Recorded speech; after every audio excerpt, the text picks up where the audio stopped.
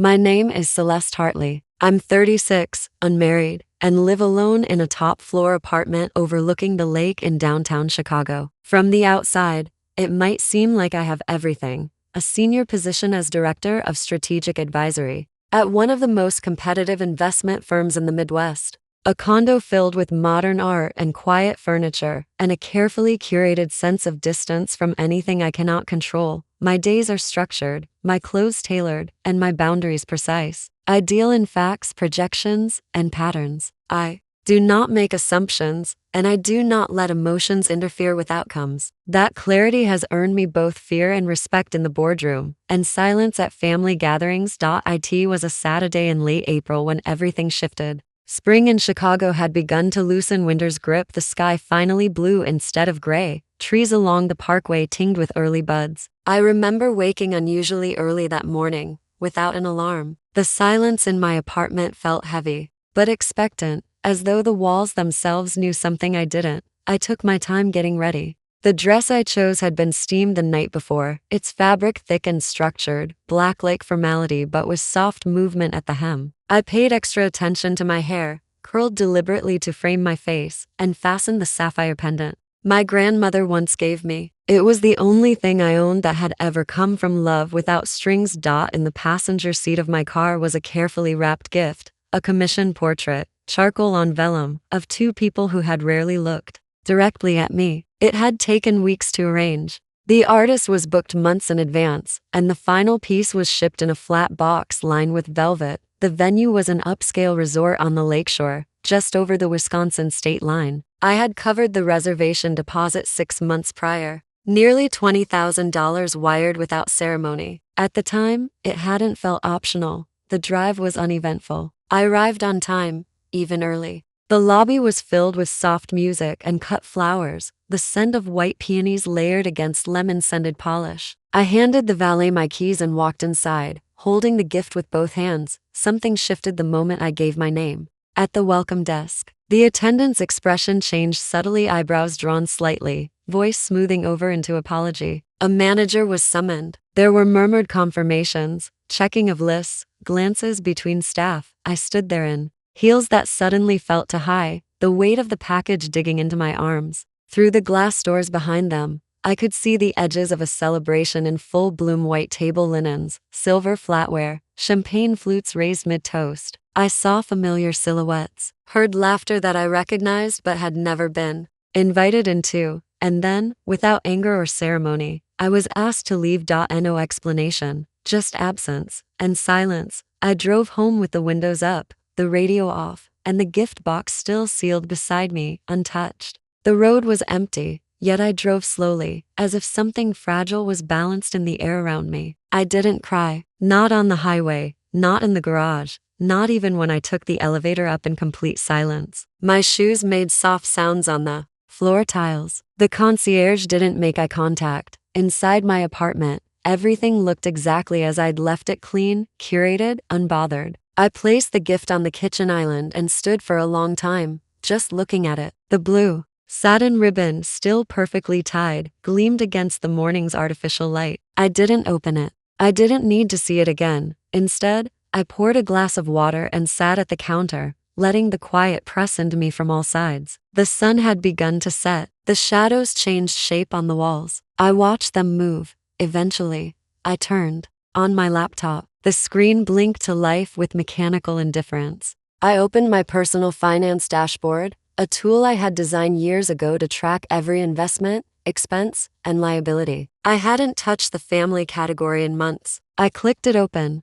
The numbers stared back at me with their usual cold precision: wire transfers, credit card payments, digital gifts, medical bills, education fees, business loans, each marked with a clean digital timestamp, a purpose, and a recipient. Most were tagged with first names, a few with initials, none with gratitude. I scrolled down, 3 to 6, 7, 8, 8, 42. I didn't round it up or down. I didn't sigh. I just stared. Then I clicked Generate Summary Report. The screen populated with a timeline: 10 years of financial activity, a decade of quiet yeses. I hadn't looked at it like this before, not as a whole. The report took shape like an audit of my own invisibility. The next morning, I opened my closet and pulled out the lockbox where I kept all spare documents, birth certificates, passport, old leases, contracts. I found the folder marked shared accounts. Inside were copies of the joint credit card applications I'd filled out for my parents, my brother, and my sister at various points.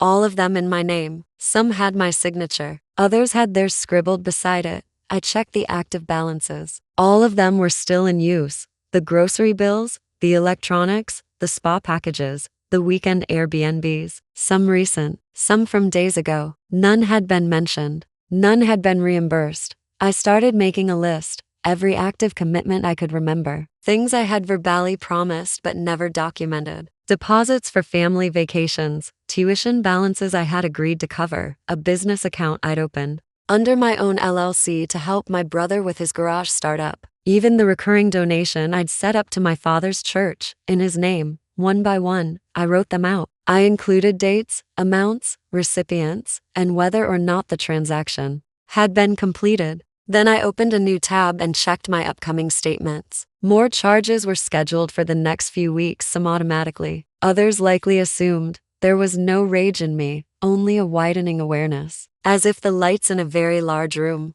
had been turned on, one switch at a time. I didn't call anyone. I didn't announce anything, but I began to prepare. I called my assistant, Kendra, and asked her to meet me at my apartment the following weekend. She was used to my private requests, and she didn't ask questions. I spent the rest of the week organizing documentation, scanning receipts, compiling screenshots. I added footnotes to every line item on the master spreadsheet. I created hyperlinks to each transaction record. I printed 3 hard copies. On Thursday night, I canceled the airline tickets for the Hawaii trip. They had been booked under my name. The travel agency charged a fee, but the remaining balance would be refunded to my account. I asked them not to notify the other passengers. They agreed. On Friday morning, I called the custom cabinetry company that was scheduled to begin renovations at my parents' home. I had paid the first installment months ago. I requested that the project be paused and that future invoices be redirected to the property owners. The representative hesitated, then confirmed. That evening, I logged into the shared business account and restricted access. The balance remained untouched. My brother had not yet withdrawn the funds. I froze the account, pending legal clarification. By the time Kendra arrived on Saturday, I had sorted everything by category and priority. We sat across from each other on the balcony, overlooking the lake, while I explained what I needed: a full legal review of all current financial entanglements. I wanted to know which ones could be canceled, recalled, renegotiated, or permanently cut. Kendra asked few questions. She took notes. She promised to speak with a legal contact who specialized in family financial disputes. She left with a USB drive and a printed copy of the spreadsheet. That night, I poured a glass of wine and turned off all notifications on my phone. The following day, I received a text from a cousin I hadn't spoken to in years. It was a single sentence. I saw what happened. I didn't reply. I saved the message in a folder marked undecided. By Monday, Kendra had answers. The lawyer had reviewed everything. Most of the active commitments were informal, undocumented, and therefore reversible. Anything that hadn't been explicitly given as a legal gift or used with formal consent could be retracted. Funds not yet transferred could be withheld. Reservations not yet completed could be canceled. Credit lines could be revoked. There would be pushback, of course, but nothing enforceable. I asked Kendra to help me draft cancellation notices. I kept them brief, professional, and deliberately impersonal. Each one noted a change in financial strategy, a shift in portfolio priorities, or the need to consolidate liquidity. No accusations, no explanations. Later that week, I called the portrait artist and requested that the commission piece be redirected. I gave them an address, an arts-based nonprofit in Detroit that held silent auctions to support education grants. They accepted. With gratitude, I mailed the painting with no note. I set reminders on my calendar for when final refunds would arrive. I updated my passwords, revoked account permissions, changed card numbers. I wrote a single auto-reply message and set it on a time trigger for family-related contacts. Then I waited. Nothing happened right away. The silence felt unusual at first, then familiar. I moved through my routine with care, no longer holding my breath at every ping on my phone. The tension didn't vanish. but it changed shape less like an internal question and more like an external weather pattern I could finally step out of. I kept the gift box in the hall closet. I didn't throw it away, but I didn't look at it again either. Some things are better sealed. Some messages write themselves through omission. The week passed without incident. My inbox remained quiet. There were no phone calls I wasn't expecting, no late night knocks, no messages sent in all capital letters. Nothing erupted. Nothing collapsed. It felt unnatural, as if a thread had been pulled from the fabric of something, yet no one had noticed the unraveling. I followed my usual routine. Morning walks by the river, daily briefings at the office, quiet dinners at home. I returned every dish to the cupboard, folded every towel the same way. The order of things was preserved, almost too carefully, as though I were placing my life inside a glass display. One afternoon, I received a package at the front desk. No sender listed. Inside was a photo book, a generic print, filled with glossy images of my sister's children, my parents at church, a family barbecue I hadn't attended. There were captions, handwritten beneath each photo in blue ink. My name was not mentioned once. I placed it on the coffee table and left it there, unopened after the first glance. For the next few days, I passed it often, always seeing it from the corner of my eye, but never reaching for it. Its presence was sufficient. I scheduled a cleaning service for the following week. I made sure to choose a day when I'd be working from home. The place wasn't messy. It never was. But I needed things reset, scrubbed, realigned. The smell of bleach calmed me more than it should have.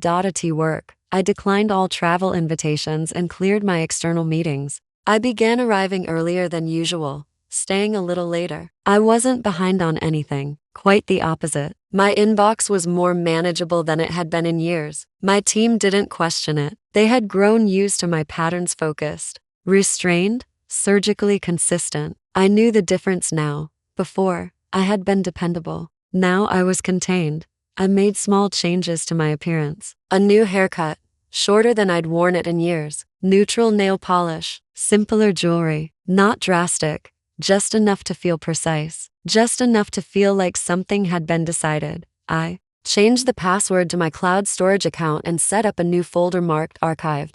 I moved a handful of documents into it: bank statements, travel itineraries, scanned receipts, and one particularly detailed ledger that I had begun annotating in the margins. Nothing overt, just small notes, the kind that would only mean something if one were looking carefully. I found myself sleeping more, not less. 9 hours, sometimes 10. My dreams were quiet, colorless, unmemorable. I began turning off my phone at night, something I hadn't done in over a decade. When I woke, it remained off for another hour. I would drink coffee, read the paper, and watch the sun shift along the apartment floor without interruption. I reviewed my accounts weekly, not out of fear, but form. The numbers were stable. The charges had stopped. No new activity appeared on any of the revoked cards. No new requests came through the business line. It was almost a clean. Occasionally, I wondered whether they understood, whether the absence had registered, whether the silence was tactical or genuine,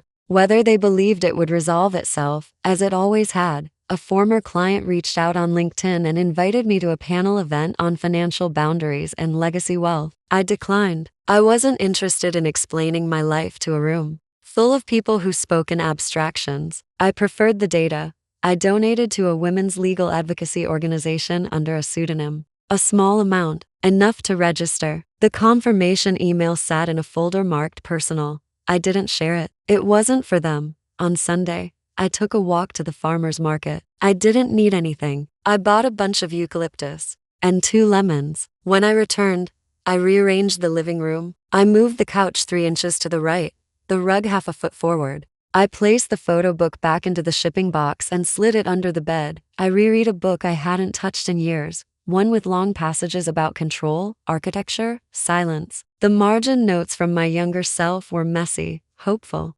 almost eager. I didn't cross them out. I checked the weather forecast for the following weekend. Clear skies, mild wind, unseasonably warm for early May. I made a reservation at a small French bistro in Old Town, one that didn't require a special occasion. I chose a 2-person table by the window and requested no candles. I received an email from the resort, a promotional message about summer bookings and private suites. The header photo featured a ballroom I recognized. I archived it without opening. On Tuesday, I scheduled a call with the nonprofit in Detroit. They had received the portrait and planned to display it in the gallery before auctioning it. I asked for no updates. They thanked me anyway. I walked to the office the next day, taking the longer route along the river. The trees had leafed out, almost fully, and the light came through in patches. The water moved quickly beneath the pedestrian bridge. I paused there longer than usual. That evening, I cooked for the first time in weeks. A simple pasta,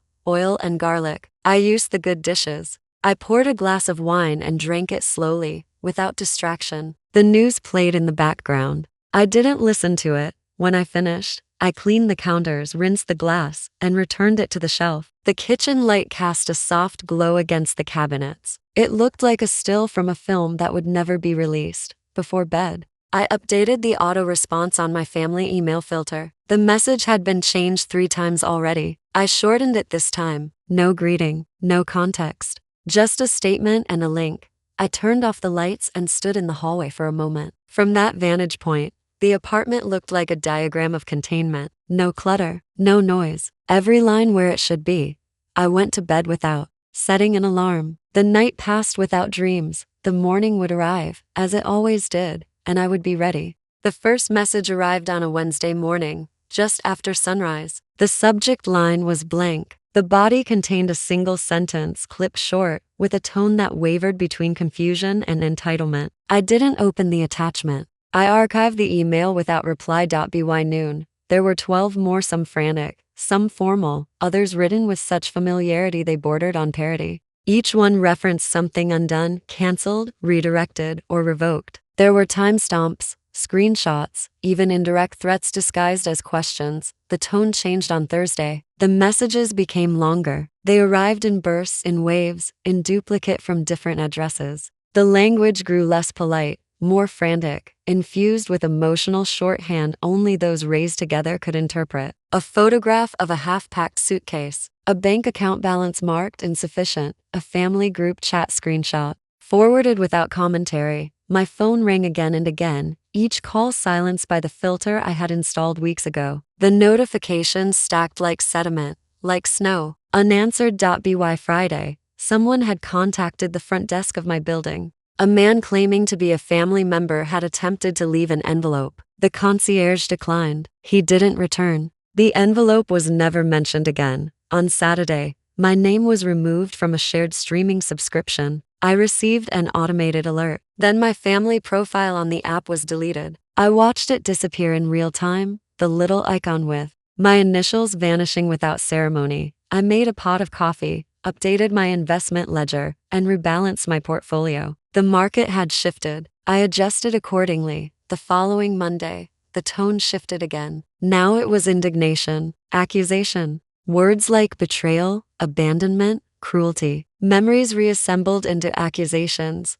Generosity twisted into obligation. A photo of 2 children at a theme park entrance. Faces turned away from the camera. A caption about disappointment. I updated the filters on my inbox. I saved everything to a separate archive labeled response patterns. That evening, I attended a fundraiser hosted by a former client. The event was crowded, the lighting dim and deliberate. I wore black, understated, with minimal jewelry. No one mentioned family. No one asked about the past 6 months. I shook hands, exchanged cards, and left before dessert was served. Tuesday morning, the first call came through my office line. My assistant handled it. I wasn't informed until later. The message left was vague. Something about miscommunication, about wanting to talk face to face. I nodded, asked that future calls be directed to voicemail.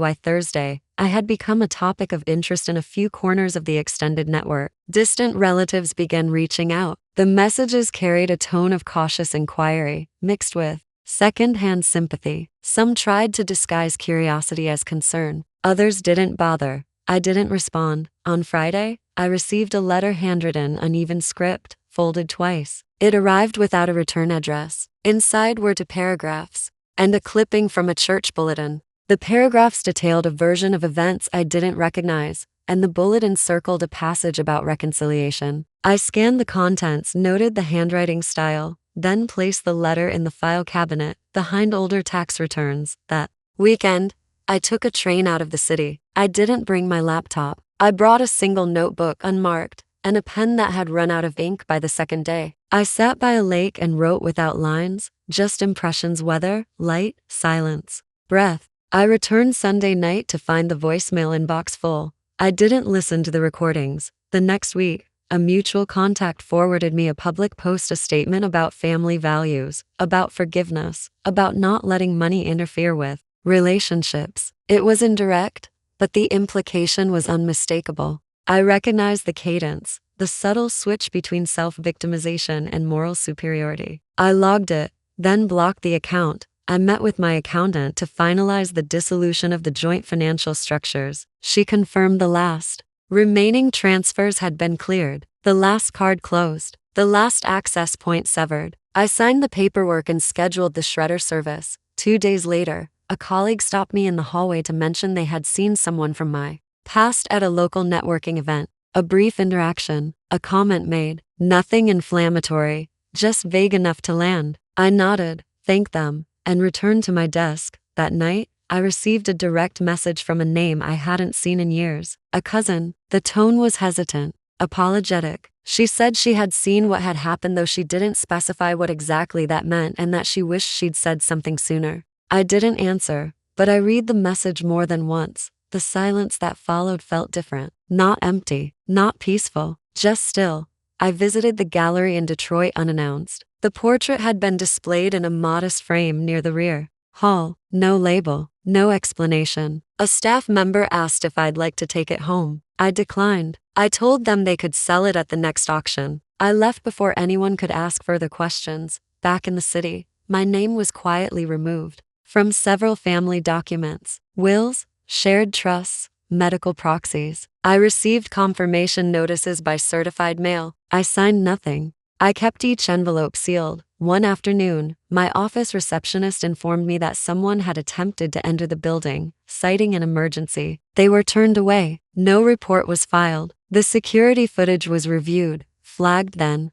archived. Later that month, I received an anonymous floral delivery. White lilies, no card. I left them in the lobby. The noise slowed in June. The messages thinned. The urgency dissipated, replaced by something colder, more deliberate. A calculation, perhaps. A shift in strategy. But by then, the systems had changed. The architecture had been revised. The perimeter reinforced. I spent more time at home. I hosted small dinners with people whose names were not printed on any previous ledger. We ate simple food. We talked about books, headlines, and the lives we were building from scratch. No one mentioned family. No one asked for anything. I still kept the original spreadsheet, updated, annotated, stored offline. I didn't look at it often, just enough to remember. The gift box, long since buried in the back of the hall closet, remained unopened. I had moved it once to make room for a new filing system, but hadn't touched it since. Sometimes, when the building was quiet and the lake wind pushed hard against the windows,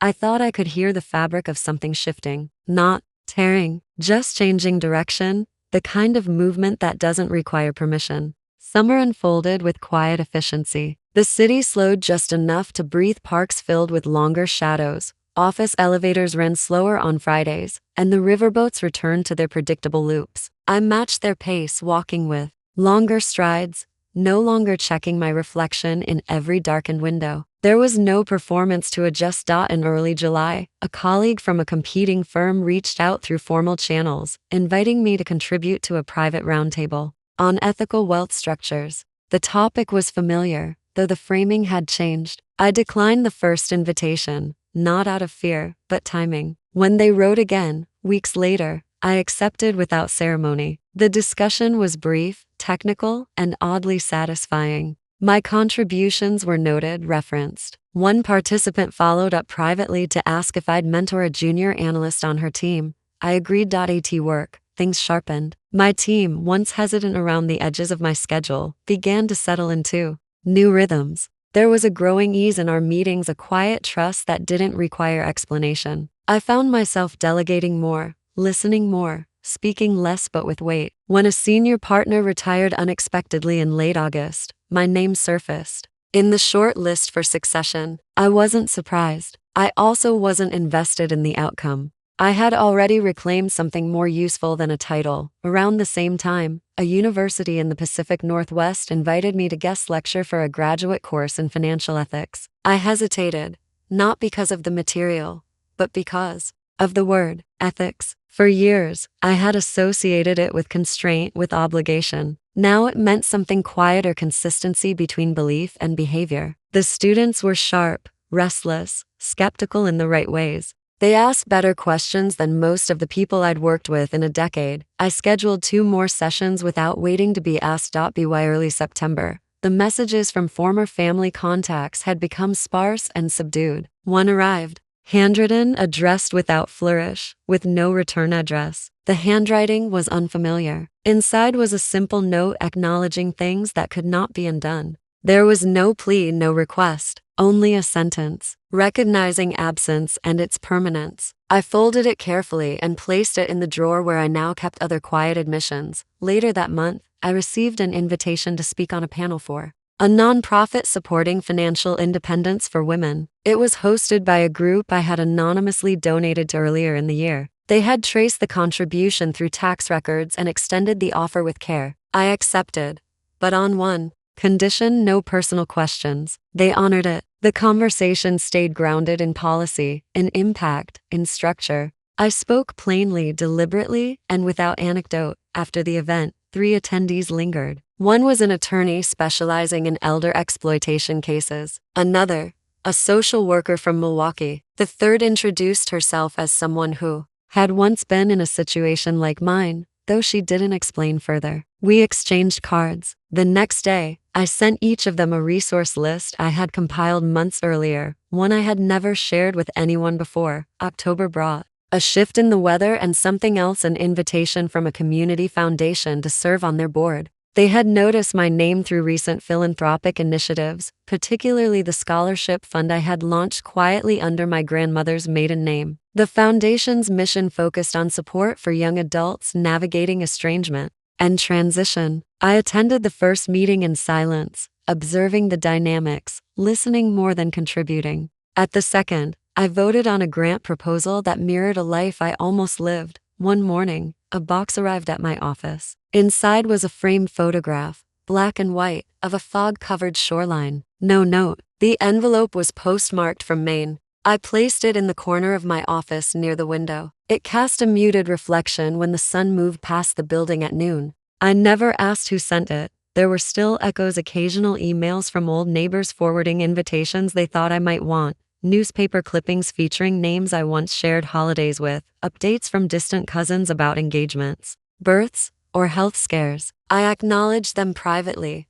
but never responded. The space between knowledge and engagement remained intact. One afternoon, as I prepared for a quarterly review meeting, I opened the folder labeled Legacy. It had begun as a catch-all for legal documents and financial histories, but it had grown. Now it included ideas, sketches, notes to no one in particular. I added a page and outline for a mentorship program that would offer financial education to people rebuilding after family loss. I closed the folder, not out of hesitation, but preservation. Some things were not ready to be shared. Not yet.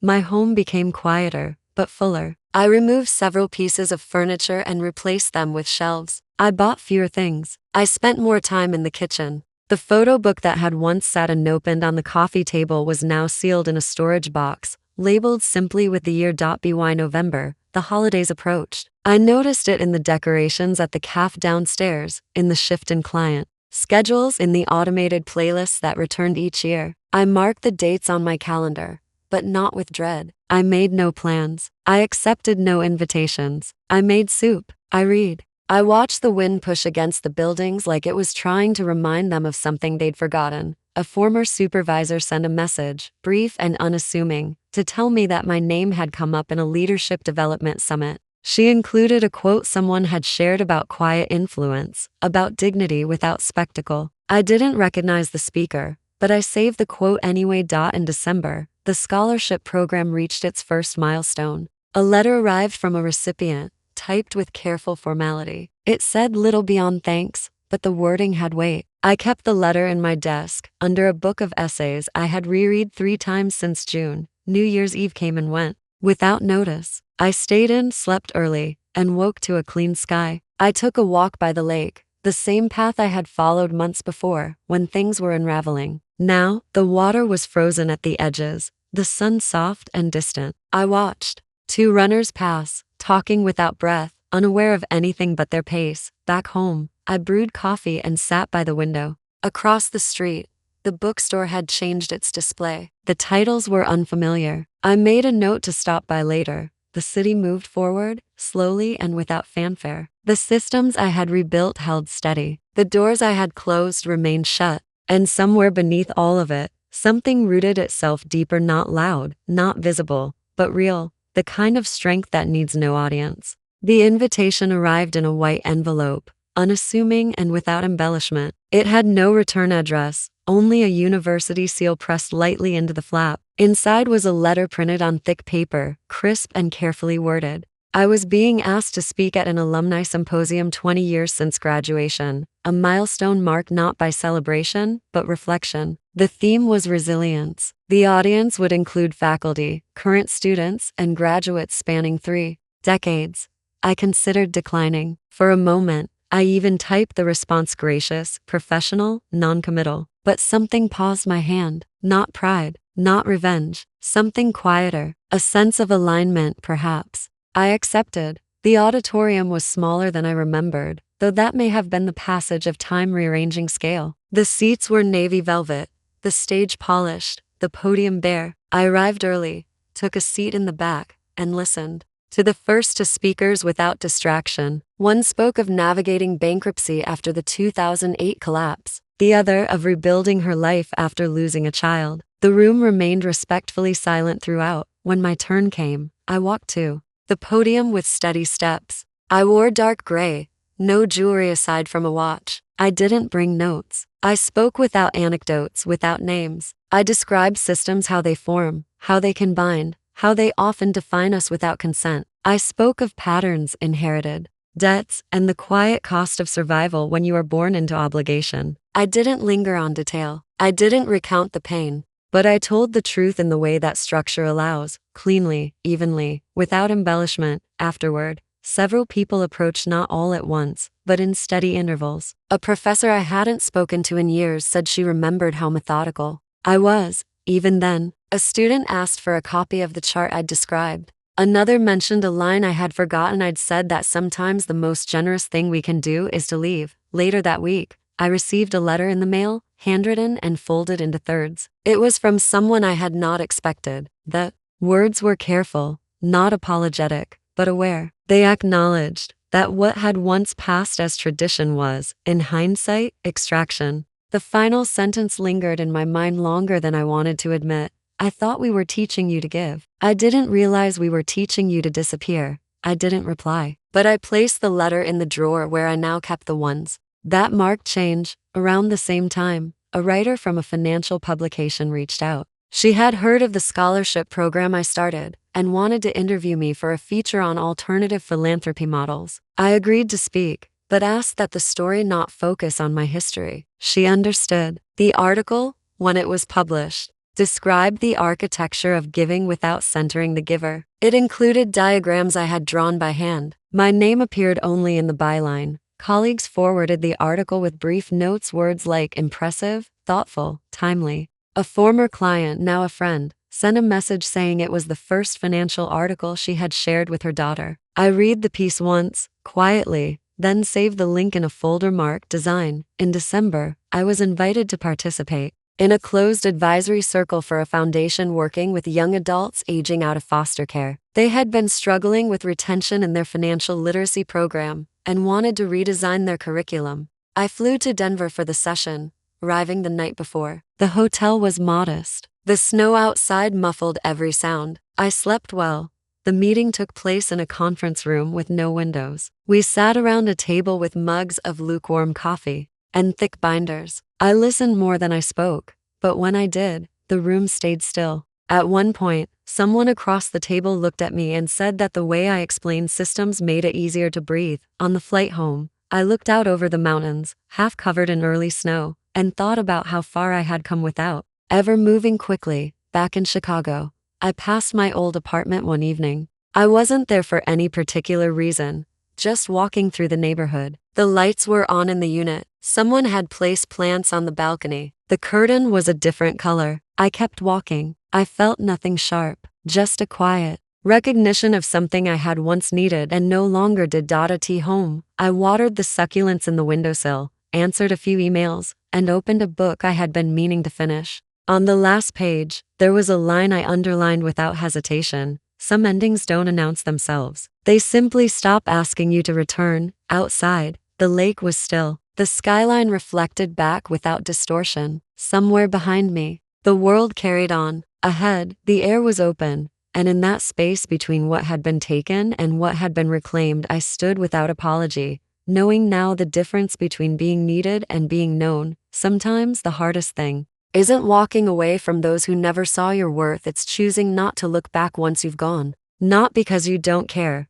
but because you've finally understood that care, without respect, is a quiet form of self-erasure. This story wasn't about revenge. It wasn't about proving anyone wrong. It was about returning to yourself piece by piece, choice by choice, until the silence that once felt like rejection becomes a space where you can finally breathe. For those who have been called selfish for setting limits, or ungrateful for stepping away, know this: boundaries are not walls. They're doors you choose to close, not with anger, but with clarity. And sometimes, the greatest recognition comes not from applause, but from the way life quietly begins to fit again, without you having to shrink for it. If you've ever found yourself questioning whether walking away was too drastic, or wondering whether your absence would ever be understood, maybe the better question is, what might grow in the space you no longer have to defend? Because sometimes justice doesn't come with noise. Sometimes it comes with peace.